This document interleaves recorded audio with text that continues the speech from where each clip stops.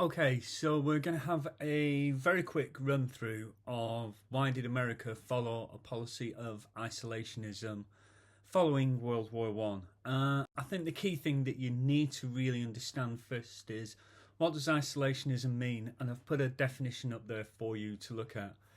And at any time, what I'd really suggest you do when we're looking at these videos, when you're using videos, is pause it and make notes. So this is your first ideal opportunity to make something like a flashcard maybe.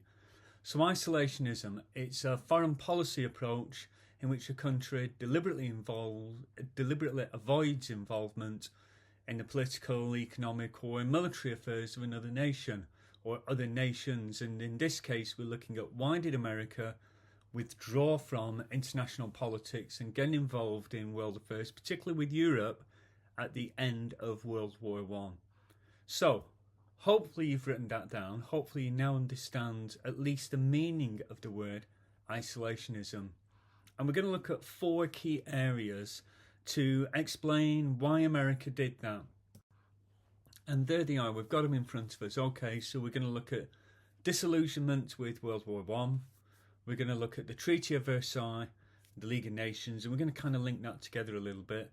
Then we're going to look at the return to domestic polity and what's described as normality, this idea of just life continuing after World War One, and what did that look like for America. And then the fear of foreign influence and radical ideas. And again, for your note taking, if you're using mind maps, you now know that you're going to have 4 strands coming off on your mind map. If you're doing bullet points, you're now going to have 4 subheadings to work with. And you're going to be using these to make notes. So again, press pause, get your notes ready, and then you're ready to move on to the next point. And we're going to look at disillusionment with World War One. So disillusionment with World War One, as you can see in front of you, the picture there shows American soldiers in the trenches in World War One. They joined World War One in 1917, and as you can see on the PowerPoint, over 100,000 American soldiers are killed during World War One, and over 200,000 are injured. And that's despite them joining the war in 1917, and the war had started in 1914. So they've kind of joined, if we're going to describe it, as late. But once they join, they are so committed to the war that they lose soldiers at a higher rate than any other allied power. So they're losing soldiers at a faster rate than Britain, faster rate than France. Don't forget Russia's withdrawn from the war because of the Russian Revolution in 1917. Now the war has left Europe in political turmoil. This idea of it to be the war to end all wars clearly hasn't been the case. And Americans are now questioning whether they should remain involved in European affairs and whether it's been worth it. And they don't want to make the same mistake. So your first reason that America follows a policy of isolationism is World War One has caused so much devastation. It hasn't solved the world's problems, and America kind of thinks, right, well, forget this. We're just going to walk away and leave Europe to it. The next one is the League of Nations. It's the Treaty of Versailles and the League of Nations. So this is your next subheading. This is the second strand of a mind map if you're working on a mind map. And the harsh terms of the Treaty of Versailles, and the way I always teach this is LAM, land, army, money, blame. And the harsh terms of that treaty have really left a lot of Americans feeling that Germany's been unfairly treated, and they fear that this is going to lead to another war. Don't forget, when we look at the big three and Woodrow Wilson, he's the guy on the right of the picture that you can see, where you've got 4 there. You've got David Lloyd George, you've got the Italian leader, you've got George Clemenceau, and then you've got Woodrow Wilson.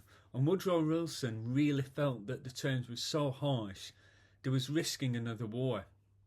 And America doesn't want to get involved in the League of Nations because they can see that all it's going to end up doing is being dragged into conflicts, dragged into sorting out the world's problems, and America doesn't want anything to do with this. They do not want to be pouring money into solving the world's problems now. So we've looked at 2 reasons now. We've looked at disillusionment after World War One, and we've now looked at the Treaty of Versailles and the League of Nations. Let's carry on. Let's have a look internally at how America decides to follow this policy of isolationism. And this is domestic economic priorities. America is such a vast country that it's got its own infrastructure. It doesn't really need resources from elsewhere.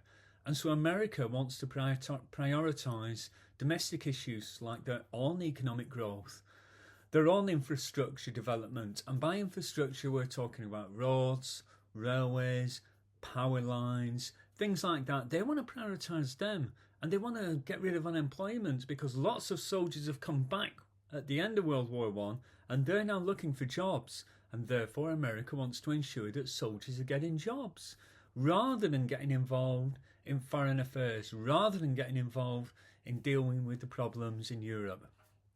America's rich in resources. It doesn't need to rely on trade with other nations. It's got oil, it's got steel, it's got coal, it's got wood, it's got everything it could need. So it doesn't need to be involved in world affairs. And then the final reason is this fear of foreign influence and radical ideas. And I'll create another video that'll focus in more detail on Red Scare of the 1920s.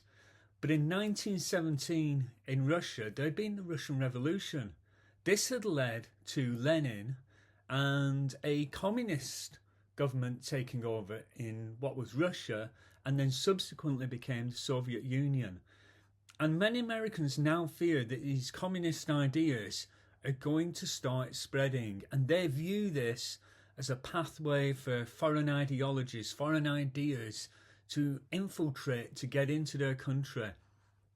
As a result, America follows a policy of isolationism by cutting down on immigration, by cutting links with certain countries, and making sure that they try and crush any ideas that are communist or anarchist. And again, as I said, we'll do another video which will look at Red Scare in more detail.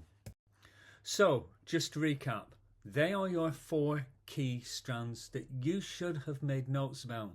Don't forget, press pause in the video when you need to.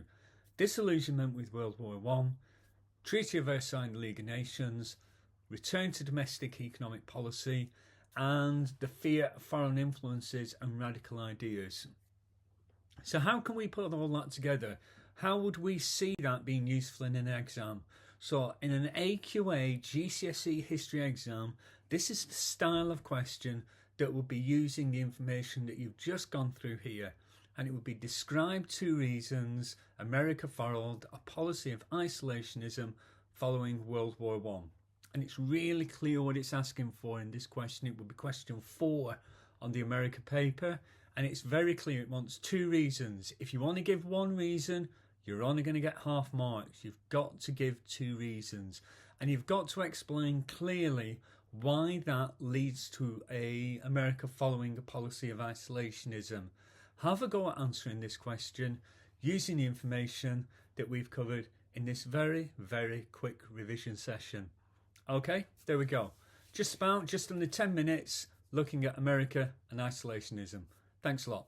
Bye bye.